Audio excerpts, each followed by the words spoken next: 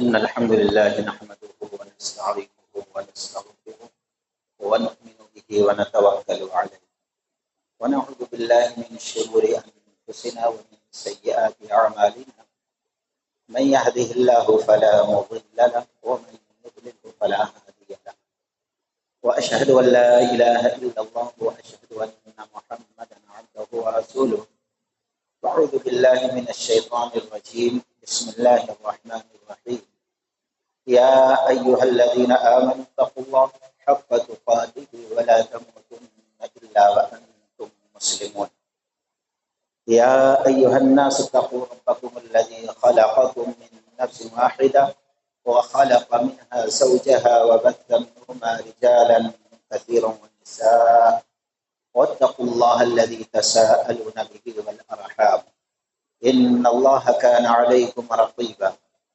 يا أيها الذين آمنوا اتقوا الله وقولوا قولا سديدا يصلح لكم أعمالكم ويغفر لكم ذنوبكم ومن يطع الله ورسوله فقد فاز فوزا عظيما أما بعد فإن خير الحديث كتاب الله وخير الهدي هدي محمد صلى الله عليه وسلم وشر الأمور محدثاتها وكل محدثة بدعة وكل بدعة ضلالة وكل ضلالة في النار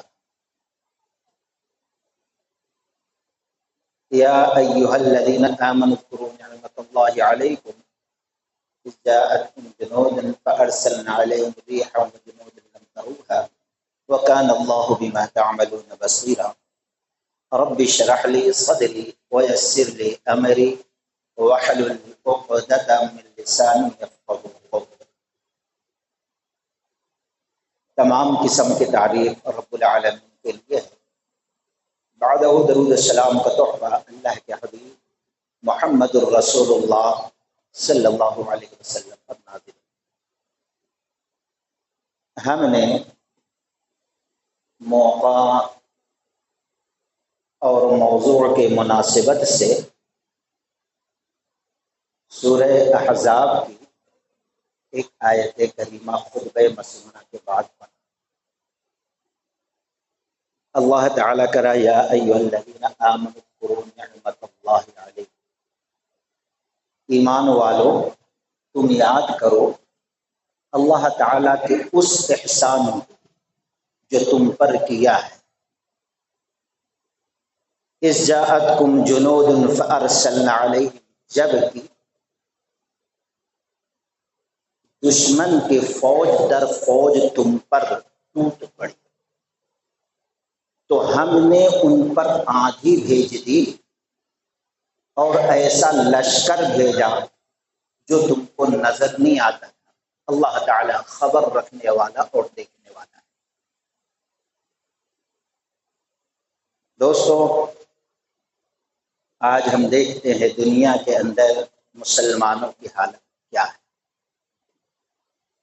بڑے نازک دور سے گزر رہے ہیں، آزمائش اور فتنوں سے گزر رہے ہیں دنیا کے اندر، اور خاص کر کے ابھی ہندوستان میں جو 2024 کا الیکشن قریب ہے، جس کے نام سے کئی سال سے ڈرایا جا رہا ہے، دھمکایا جا رہا ہے کہ 2024 کے الیکشن جیت جائیں گے، یہاں کے قوانین کو بدلا جائے گا، آئین کو، اور پھر ایسی چیزیں لاگو کی جائیں گی۔ پلاننگ بڑی خطرناک ہے، اگر سوچے تو جگر منہ کو آ جاتا ہے، اگر ویسا ہوا تو کیا ہوگا۔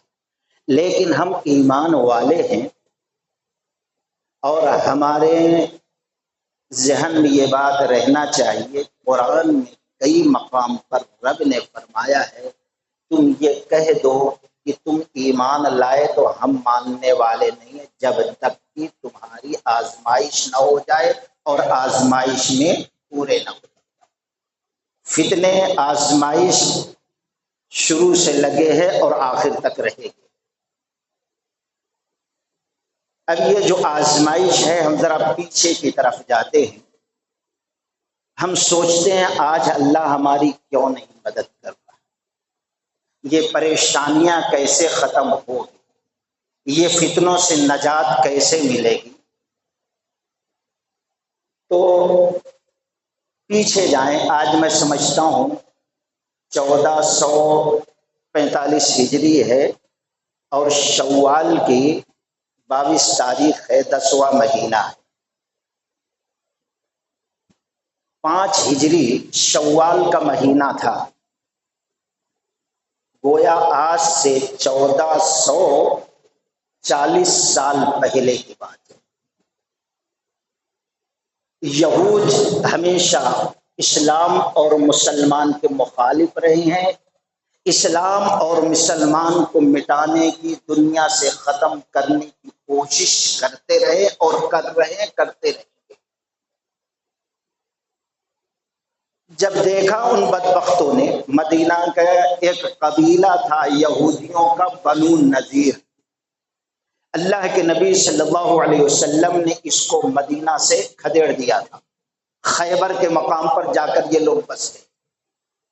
دیکھا ان لوگوں نے کہ مسلمان دن بدن دنیا اور دین کے حساب سے ترقی کر رہے ہیں اور دنیا کے اندر ان کا بول بالا ہو رہا ہے۔ چند لوگ مکہ آئے مدینہ سے، اور مشرکین مکہ کو اور اس کے جو قبائل تھے دورے کیے اور ان کو ابھارا بار بار کہ کیا تم لوگ ایسے ہی بیٹھے رہو گے، ہم تمہارا ساتھ دیں گے، چلو آگے بڑھو، مسلمانوں کا وجود ختم کرو۔ مشرکین مکہ تیار ہوئے اور وہ جو اطراف کے قبائل تھے وہ بھی تیار۔ غطفان قبیلے پہ گئے، وہاں کے لوگوں کو ورغہ لایا، اس کے اطراف کے جتنے قبائل جتنے علاقے تھے ان لوگوں کو تیار کیا، یہاں تک کہ تقریباً 10,000 کا لشکر تیار ہو رہا تھا۔ یہ خبر رسول اللہ صلی اللہ علیہ وسلم کو پہنچی، شوال کی آخری تاریخیں چل رہی تھی جیسے آج چل رہی ہے۔ اللہ کے نبی صلی اللہ علیہ وسلم نے صحابہ اکرام کو جمع کیا اور مشورہ کیا۔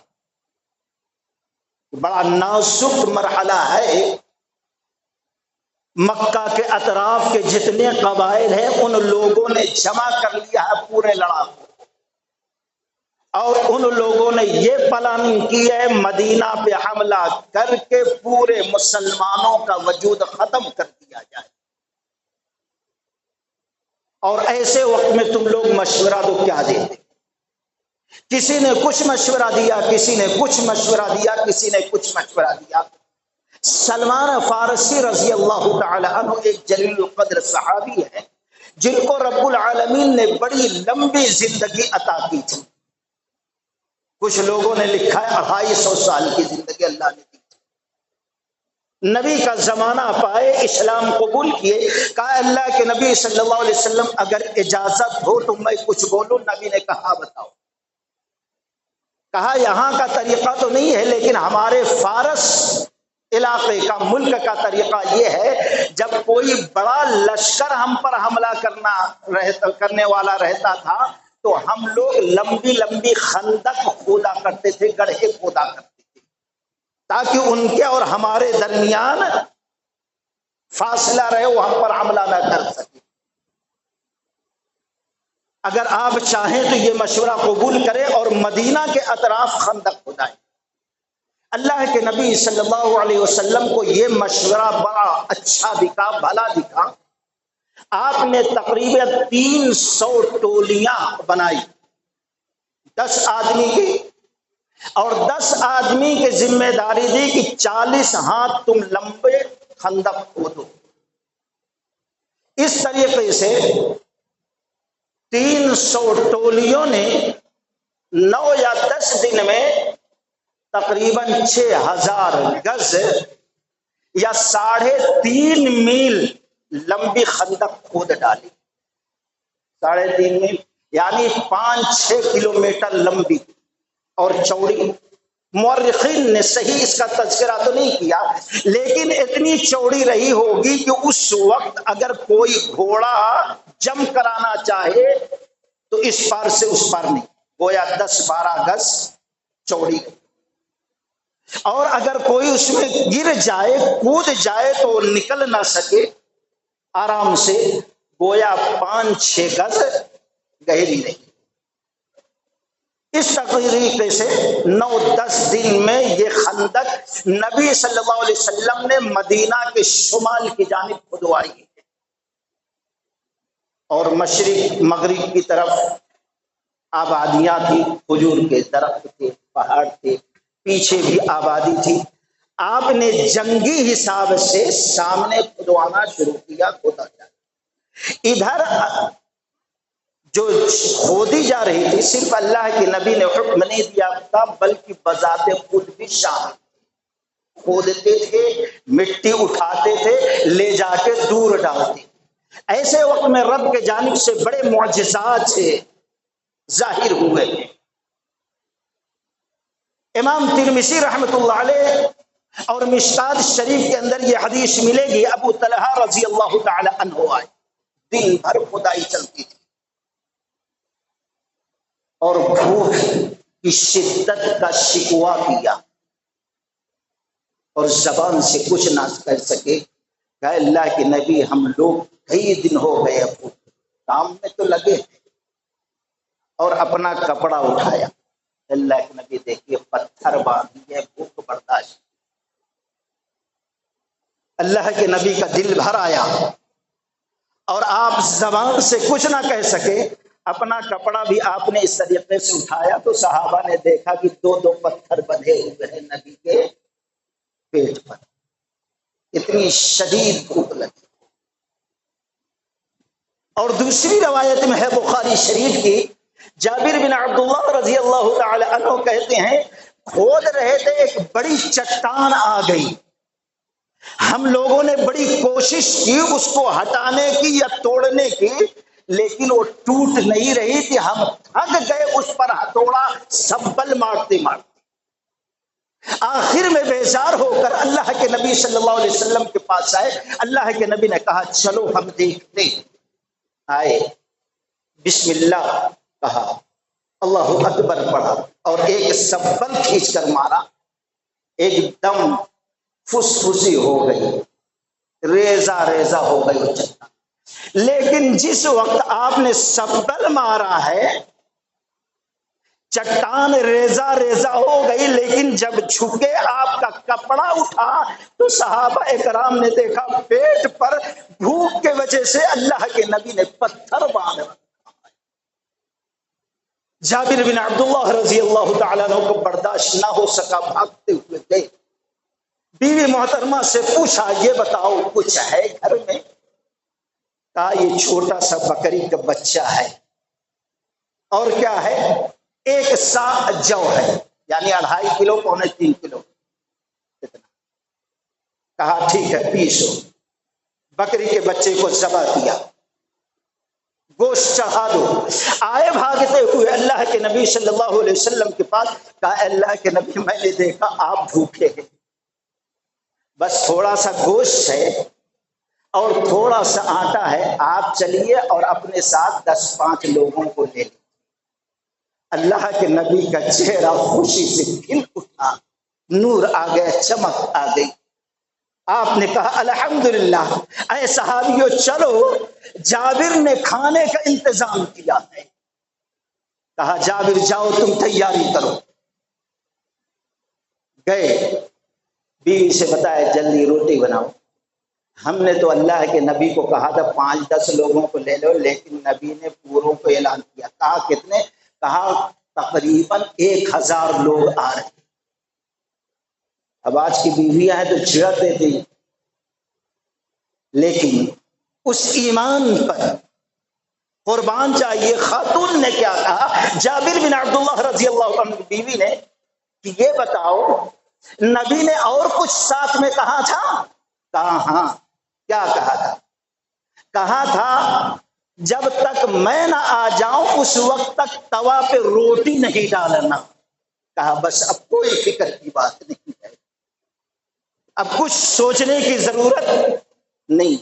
اللہ کے نبی صلی اللہ علیہ وسلم آئے، جابر بن عبداللہ رضی اللہ تعالی عنہ کی بیوی توا پہ روٹی ڈالتی، نبی رحمت اپنے ہاتھ میں لیتے، گوشت کا ٹکڑا رکھتے، ایک صحابی کو دیا، 2 کو دیا، 3 کو دیا، 4 کو دیا، 100 ہوئے، 200 ہوئے، پورے 1000 صحابی، 1.5 کلو 2 کلو گوشت رہا ہوگا، 2.5 کلو تقریباً جو کا آٹا رہا ہوگا، سب آسودہ ہو کر پیٹ بھر کر کھا لیے۔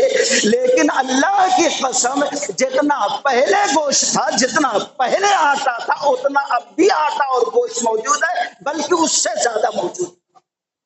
یہ معجزہ تھا جو رب نے اس وقت دکھایا تھا۔ لیکن بہت سے بدعقیدہ مسلمان بھائی اس واقعہ کو بیان کرتے ہیں، دیکھو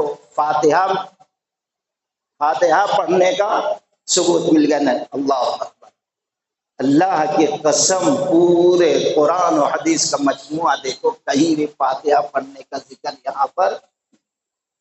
ایسے بد نصیبوں کو تھوڑا قرآن حدیث اپنے نگاہوں سے دیکھ لینا چاہیے، پھر نبی رحمت کے اس فرمان پر غور کرنا چاہیے کہ نبی رحمت نے فرمایا جو شخص کسی جھوٹی بات کو میری طرف منسوب کرے گا اس کا ٹھکانہ دوزخ ہے۔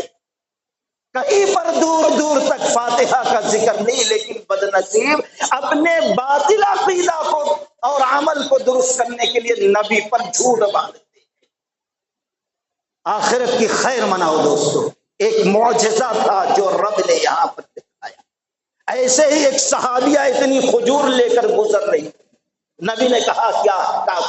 کہا کپڑے بچھا دو، کپڑا بچھا دیا گیا، سب کو بلایا، سب کھانے لگے، ہزاروں صحابہ پیٹ بھر لیے 2 مٹھی کھجور سے، لیکن جو کھجور تھی ویسے تو ویسے موجود۔ یہ بڑے معجزات تھے اس وقت دوستوں جو رب نے بتایا تھا۔ تو خیر اس طریقے سے جیسے خندق کھود کر فارغ ہوئے 9-10 دن میں، ادھر سے کفار مشرکین کا لشکر آ سوچ میں بھی نہیں آ جائے۔ لیکن جب اتنا بڑا لشکر 10,000 کا آیا، وہ کبھی سوچا بھی نہیں تھا، سامنے دیکھ رہا ہے خندق ہے، کیونکہ عرب کے اندر یہ چیزیں نہیں پائی جاتی تھی۔ اچانک خندق دیکھا، یہ لڑائی کا نیا انداز تھا، یہاں پر پریشان ہو گئے، دورہ کیے یہاں سے وہاں تک، ہر طرف اتنا بڑا لشکر، ایک طرف تو کفار مشرکین کا لشکر، دوسرے طرف یہودیوں کا بنو نذیر کا۔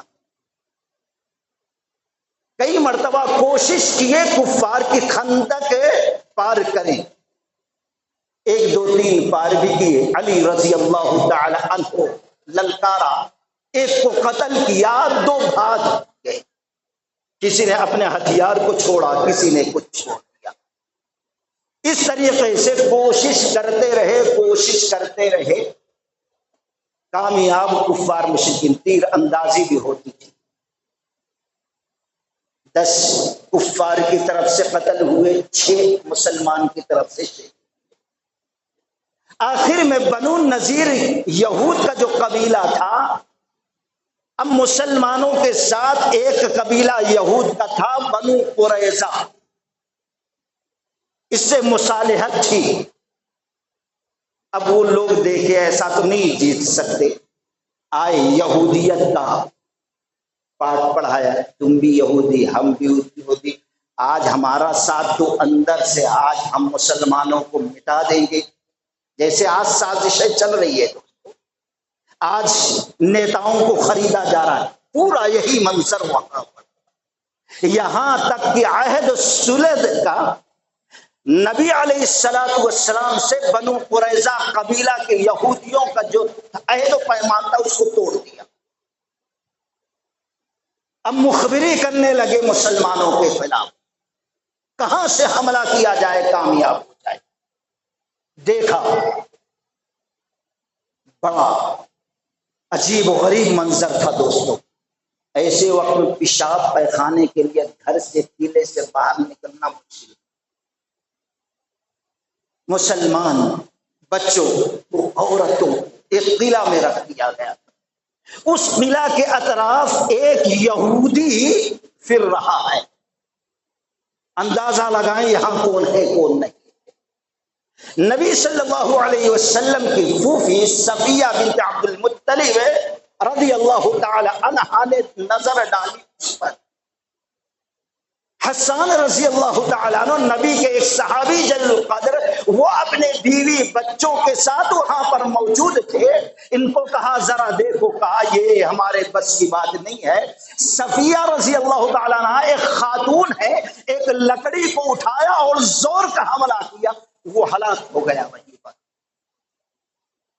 اب یہودیوں نے دیکھا رہے یہاں پر بھی مسلمانوں کا بڑا لشکر عورت اور بچوں کی حفاظت کے لیے موجود ہے، جبکہ کوئی بھی نہیں تھا. صفیہ رضی اللہ تعالی عنہا کہتی ہیں اللہ کے نبی صلی اللہ علیہ وسلم وہاں صحابہ کے ساتھ ہیں. ذباب کے پاس وہاں دشمنوں کے سامنے سے ہٹ نہیں سکتے، ہماری مدد کے لیے نہیں آ سکتے. جو کرنا ہے ہم کو کرنا ہے. عورتوں ہی نے کیا ہے. پھر اس کے بعد کسی کی ہمت نہیں پڑی. محاصرہ تھا 1 مہینے تک. شوال میں محاصرہ شروع کیا اور ذیقعدہ لگ گیا، لیکن کوئی کامیابی نہیں مل رہی. پریشان ہے. اللہ کے جانب سے ایک معجزہ ہوا.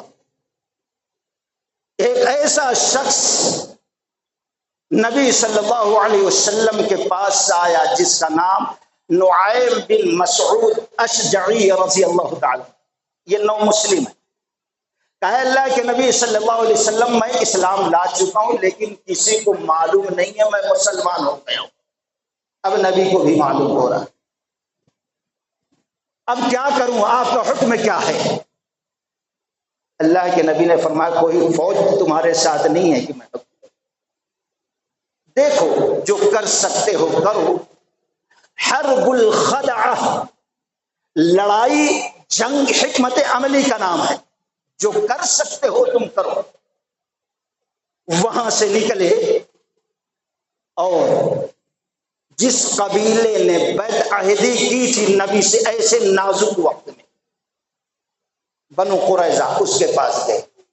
پہلے سے تعلقات تھے، کچھ لوگوں سے دوستانہ تھا، یارانہ تھا. گئے اپنی محبت اپنی دوستی کا ذکر کیا. ان لوگوں نے قبول کیا. ہم جانتے ہیں آپ کے دل میں ہماری محبت ہے، دوستانہ ہے، یارانہ ہے، آپ ہمارے خیر خواہ ہیں. کہا میرے سمجھ میں نہیں آ رہا ہے، آپ لوگ یہاں کے ہیں، گھر یہاں پر ہے، مال جائیداد بیوی بچے یہاں پر ہیں. اللہ نہ کرے کچھ ایسا ہو جائے، اب کل کے دن یہ مکہ کے لوگ چلے جائیں گے. اب تمہارا سامنا کس سے ہوگا؟ محمد الرسول اللہ صلی اللہ علیہ وسلم سے اور ان کے ساتھیوں سے. اب جو چاہیں گے اللہ کے نبی اور ان کے صحابہ کریں گے. اب تمہارا انجام کیا ہونے والا ہے سوچو. یہ مکہ کے لوگ 10,000 کی تعداد میں آئے، کوئی تمہارا ساتھ دے گا؟ اب ان کے اندر شک پیدا ہوا، بتی جلی. ہاں یہ آپ کا کہنا تو صحیح ہے کہ ہم کو تو رہنا یہی ہے، ہم نے دغا کی ہے. وہ لوگ تو آج نہیں کل چلے جائیں گے، اب ہم رہیں گے محمد الرسول اللہ صلی اللہ علیہ وسلم. ایک طرف 10-11 ہزار کا لشکر، ایک طرف نبی کے ساتھ کل ملایا جائے بستی کی آبادی کو 3,000 سب ملا کے. تو کہا آپ ہی بتائیے کیا بتائیں. کہا دیکھو ایسا کرو، وہ لوگ جب تم کو لڑنے کے لیے کہیں تو ان کو کہو بطور ضمانت یا غمال کے طور پر کچھ مکہ کے قریش کے لوگوں کو تمہارے حوالے کر دیں. اگر وہ لوگ تمہارے حوالے کچھ وہاں کے لوگوں کر دیتے ہیں تو یقین کر لینا ہر حالت میں وہ تمہارا ساتھ دیں گے. اور اگر نہیں کرتے تو پھر اب تم لوگ بھی آگے مت بڑھو، تمہاری حالت بہت خراب ہونے والی ہے۔ اب ان کے سمجھ میں آ گیا، ادھر دماغ میں کھٹکا مار دیے۔ اب یہاں سے چلے نعیم بن مسعود رضی اللہ تعالیٰ عنہ مکہ والوں کے پاس، کہا بھائی میرے سننے میں آیا ہے بنو قریظہ کے یہودی لوگ نبی سے جو عہد و پیمان توڑ دیے تھے ڈر گئے ہیں، اب پھر نبی سے صلح کر رہے ہیں، اور نبی نے جو ان سے صلح کی اس شرط پر کہ کچھ مکہ کے لوگوں کو قیدی بنا کر ہمارے حوالے کر دو تو ہم سمجھیں گے تم صلح میں سچے ہو، ان لوگوں نے وعدہ کر لیا ہے۔ اس لیے جب وہ تم سے کچھ مکہ کے قیدیوں کو مانگے تو دینا نہیں۔ اب وہاں پر یہاں انتشار ہو گیا دونوں طرف، جو دل میں محبت تھی دعا صرف ایک صحابی رسول کی کوشش ہے دوستو، ایک صحابی رسول۔ جمعہ کا دن تھا، سورج ڈوبا، رات آئی، آدھی رات ہونے والی ہے کہ یہود کے لوگوں نے بھیجا یہاں پر بنو قریظہ کے یہودیوں پر، بھئی اب اتنا دن سے محاصرہ کیے ہیں، کچھ ہونے والا، جانور بھوک سے مر رہے ہیں، اونٹ مر رہا ہے، ہم لوگ پریشان ہو رہے ہیں، اب زیادہ دن تک ان لوگوں کو گھیرے نہیں رہ سکتے، ہم لوگ خود تکلیف میں، اس لیے ادھر سے تم حملہ کرو، ادھر سے ہم حملہ کرتے ہیں، معاملہ ختم کر دیتے ہیں۔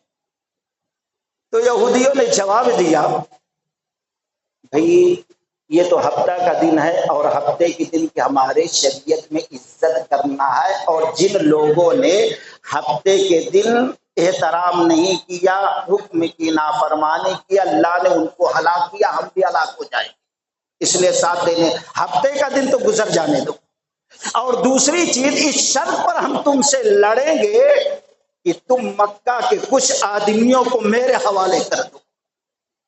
یہ سنتے ہی مکہ کے لوگوں کی حالت خراب، ارے نعیم تو صحیح کہتے تھے، اب یہ حقیقت میں نبی صلی اللہ علیہ وسلم سے مل چکا ہے، مصالحت کر لیا، اب ہمارے آدمی کو ان کے حوالے کر دے گا۔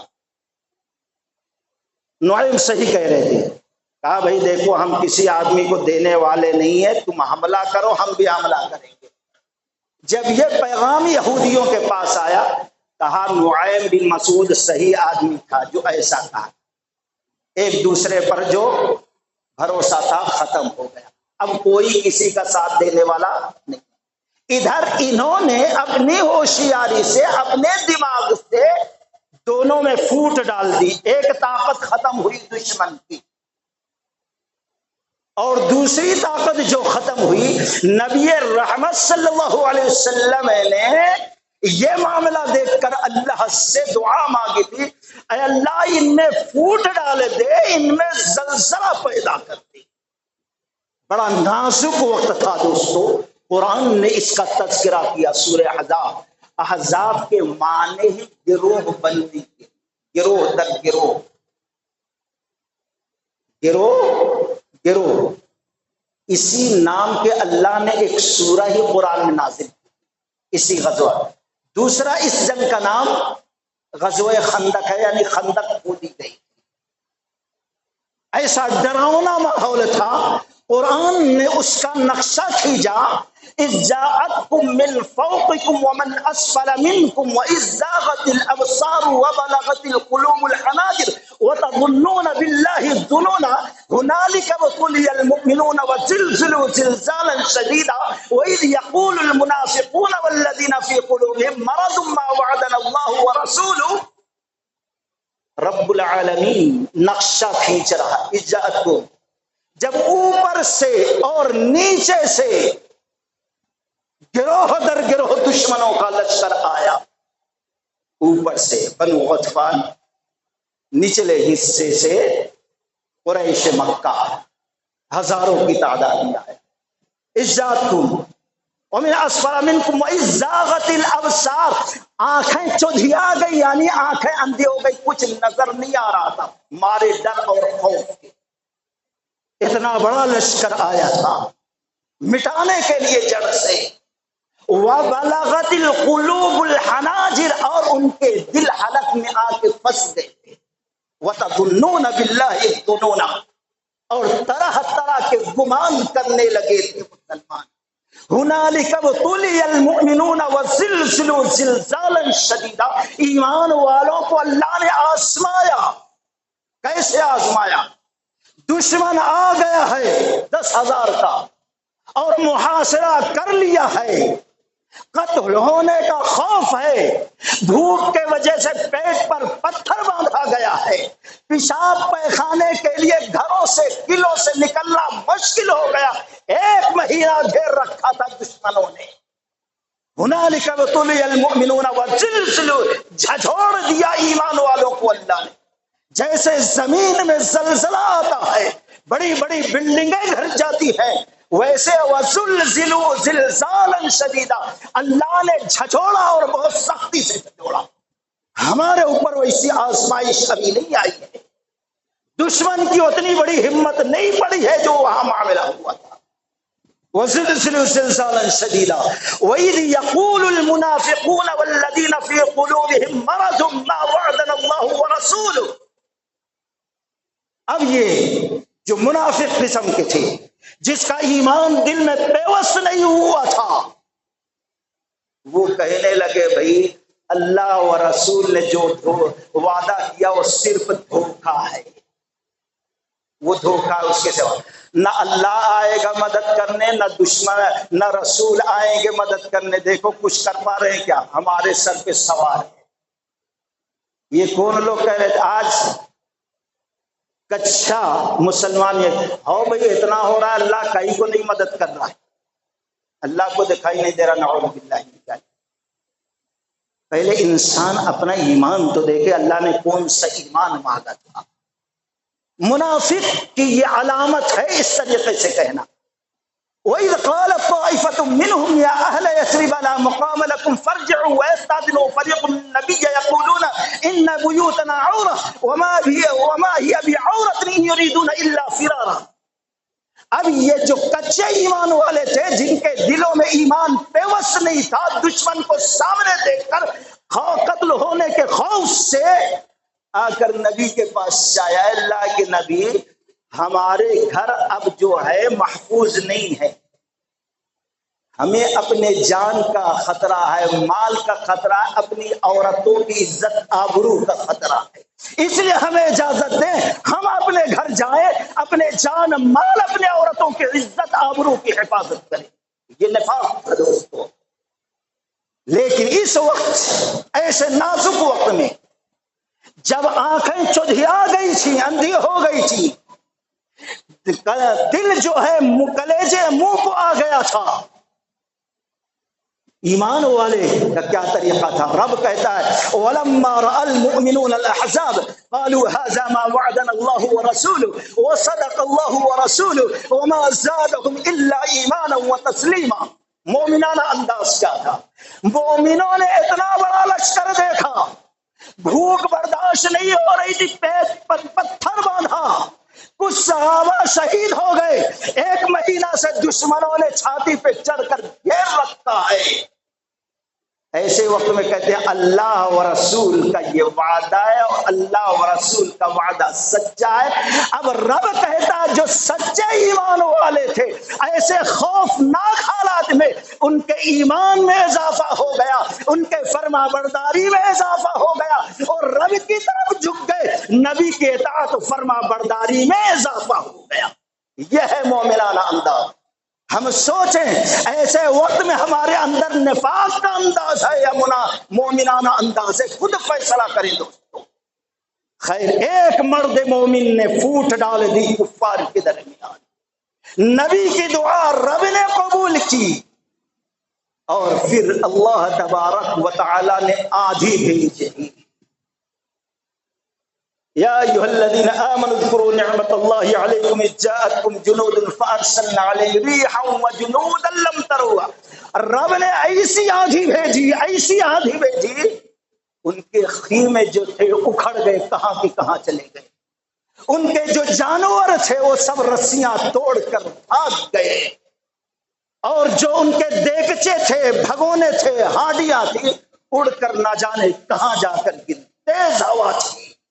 اللہ کے نبی صلی اللہ علیہ وسلم نے حذیفہ بن یمان رضی اللہ تعالیٰ بھیجا، جاؤ ذرا اندازہ لگا کے آؤ کہ اب ہمارا دشمن کس حالت ہے، رات اندھیری ہے، جان ہتھیلی پہ لے کر دشمنوں کے بیچ میں جاتے ہیں، اور پھر آ کر بتاتے اللہ کے نبی صلی اللہ علیہ وسلم حالت یہ ہے کہ سواریاں رسی توڑ کر بھاگ گئی، خیمے کہاں کے کہاں پہنچ گئے، برتنوں کے اور ہانڈیوں کا کہاں چلی گئی کچھ پتہ نہیں، اور دشمن اب جا رہا ہے اپنے گھر کو، اپنے وطن کو۔ اس طریقے سے دوستو ایسا جو خطرناک ماحول پلاننگ تھی، اللہ تبارک و تعالی نے ان کو بلا کامیابی کے ایمان والوں سے پھیر دیا، لوٹا دیا۔ یہ بڑے اختصار کے ساتھ غزوہ خندق کا ہم نے تذکرہ کیا۔ اس وقت جتنی بڑی طاقتیں ہو سکتی ہیں ساری عرب کے قبیلوں کی طاقت جمع ہو گئی تھی نبی کو، صحابہ کو دنیا سے مٹانے کے لیے، لیکن سب کے سب ناکام ہو گئے۔ اس کا فائدہ کیا ہوا کہ اب دنیا کے اندر کوئی ایسی طاقت نہیں ہے قیامت تک کہ مسلمانوں کو مٹا سکے، کیونکہ اس وقت اتنا بڑا لشکر کوئی جمع کر کے ایمان والوں کو مٹا نہیں سکتا تھا۔ ایک مرتبہ جمع ہوئے، ناکام ہو گئے، پھر اس کے بعد کوئی اس طریقے سے پلاننگ نہیں کیا۔ پھر دنیا والوں کو یہ چیز معلوم ہو گئی، ان کے دلوں میں مسلمانوں کا رعب دبدبہ پیدا ہو گیا۔ اب ایسے وقت میں جب مسلمانوں کو مٹانے کی، اسلام کو بدلنے کی پلاننگ چل رہی ہے، ہم 400 سیٹ پار کر جائیں گے تو آئین بدل دیں گے، ایسا کریں۔ جاہل مسلمان پریشان ہے کہ کیا ہوگا۔ دوستو ایسے وقت میں اس واقعہ سے ہمیں جو سبق ملتا ہے، سب سے پہلے ایمان والوں کے ایمان کا تقاضا ہے۔ اگر حقیقت میں اپنے اسلام سے، دین سے، رب کی شریعت سے محبت ہے، خود مومن ہیں، تو ایسے وقت میں اللہ سے مضبوط رشتہ جوڑ لینا چاہیے۔ اپنے دنیا اور آخرت کے جتنے کام ہیں نبی کے طریقے کے مطابق پورا کرنا چاہیے۔ دوسرا یہ ہے کہ رب العالمین پر توکل اور بھروسہ اعتماد کرنا چاہیے۔ رب پر توکل اور بھروسہ ایمان کا تقاضا یہ نہیں ہے کہ بھئی ہمارا بھروسہ اللہ پر ہے، اللہ ہماری مدد کرے گا، نہیں، یہ ایمان کا طریقہ نہیں ہے۔ توکل یہ ہے جو اسباب ہے، جو سبب ہے، جو ذریعہ ہے، جس چیز کو حاصل کرنے کا اس سبب کا اختیار کیا جائے۔ آج مسلمانوں پر جو وقت ہے، خاص کر کے ہندوستان میں جو پلاننگ چل رہی ہے، دشمن کی طاقت کیا بتا رہا، 400 سیٹ پار ہو جانا، اور یہ کوئی دنیاوی تقاضا نہیں ہے دوستو۔ یہاں اسلام اور ایمان داؤں پر لگا ہے، پوری قوم داؤں پہ لگی ہے، ماں بہنوں کی عزت آبرو داؤں پہ لگی ہے۔ تو ایسے وقت میں اپنا ایمانی تقاضا سمجھنا، کیا سبب ہے، کیا طریقہ ہم اختیار کریں کہ دشمن کو منہ توڑ جواب دے سکیں، اور اس کی جو پلاننگ ہے سب ہوا منصورہ ہو جائے۔ اس کا ایک ہی ہے ابھی اس وقت، جیسے نبی وہاں پر بلا لڑے ہوئے ایسا سبب اختیار کیے، دشمن ذلیل ہو کے چلے گیا، ہم بھی وہ سبب اختیار کریں۔ تلوار کی ضرورت نہیں، بندوق کی ضرورت نہیں، گولہ بارود کی ضرورت نہیں ہے، صرف الیکشن ہے، ووٹ کی ضرورت ہے۔ ایسے وقت میں سستی، کاہلی، یہ قوم کے ساتھ غداری ہوگی، امانت میں خیانت ہوگی۔ کل کے دن اگر وہ 400 پورا کرتے اور پھر کچھ مسلمانوں کے خلاف سازش ہوتی ہے، اللہ کی قسم جو بلا عذر شرعی کے ووٹ نہیں دیا وہ مجرم ہوگا، قوم کا غدار ہوگا، ایک چیز۔ اور دوسری چیز، کسی کو ووٹ یہ سوچ کر نہ دیں یہ شخص ہمارے کام آئے گا، اس سے ہمارا کام نکلنے والا ہے، کل کے دن کچھ ضرورت پڑی تو اس کے در پہ جائیں گے تو یہ ہماری سفارش کر کے ہمارا کام۔ نبی نے فرمایا حب الدنیا کراہیت الموت۔ دوسری قومیں مسلمانوں پر جو حملہ کریں گی ان کے اندر یہ طاقت جو پیدا ہوگی وہ طاقت کا سبب یہ ہوگا مسلمانوں میں دنیا کی محبت اور موت کا خوف ہوگا۔ اس لیے کسی لالچ میں کسی کو ووٹ دینے کی ضرورت صرف قوم۔ یہ جو پلاننگ بنی ہے اس پلاننگ کو ختم کرنے کے لیے دوسرے جو جماعت ہے اس کو ووٹ دینا ہے اور اس کو منہ توڑ جواب دے، اور اس کے لیے ایک آدمی محنت نہیں، چاہے مرد ہو چاہے عورت ہو۔ جس طریقے سے حضرت صفیہ رضی اللہ تعالی عنہا نے غزوہ خندق میں تنے تنا ایک کافر کو قتل کیا اور پورے یہودیوں کو منہ توڑ جواب دیا، یہاں بھی حفاظت کرنے والے ایسے خواتین کا بھی یہ فرض ہوتا ہے، ہم سب کا فرض ہوتا ہے۔ جیسے نعیم بن مسعود رضی اللہ تعالیٰ عنہ نے پھوٹ ڈال دی، ان کو کمزور کر دیا، ہم سب کو ایک پارٹی کے لیے اجتماعیت اور اتحاد کے ساتھ، جیسے نبی نے اتحاد کے ساتھ سب مل کر چند دنوں میں اتنی بڑی خندق کھود دی کہ دشمن ادھر نہیں آ سکا، کچھ نقصان نہیں پہنچا سکتا بلکہ مسلمانوں نے زیادہ ان کا نقصان کیا، اسی طریقے سے اور کیا، اسی خندق کھود دو، یہ دشمن ہمارا کچھ بگاڑ نہ سکے۔ یہ غزوہ خندق کا واقعہ ہم کو یہ سبق، یہ درس، یہ پیغام دیتا ہے۔ دوستو اس غزوہ خندق کی سیرت پر غور کرو تو آج کے حالات سے نمٹنے کے لیے ہمارے لیے بڑے سبق اور فوائد ہیں۔ دوستو اس پر غور کرنے اور عملی میدان میں آنے کی ضرورت ہے، اتحاد اتفاق کے ساتھ۔ اللہ تعالیٰ سے دعا ہے کہ اللہ تعالیٰ ہم تمام لوگوں کو صحیح معنوں میں قرآن و سنت پر غور کر کے اس پر عمل کرنے کی توفیق رفیق عطا فرمائے۔ بارک اللہ لنا ولکم فی القرآن المجید وآخر دعوانا ان الحمد للہ رب العالمین۔ الحمد للہ وحدہ والصلاة والسلام علی من لا نبی بعدہ۔ اعوذ باللہ من الشیطان الرجیم، بسم اللہ الرحمن الرحیم۔ ان اللہ یأمر بالعدل والإحسان وإيتاء ذي القربى وينهى عن الفحشاء والمنكر والبغي يعظكم لعلكم تذكرون اذكروا الله يذكركم وادعوه يستجب لكم ولذكر الله تعالى أكبر۔ السلام علیکم۔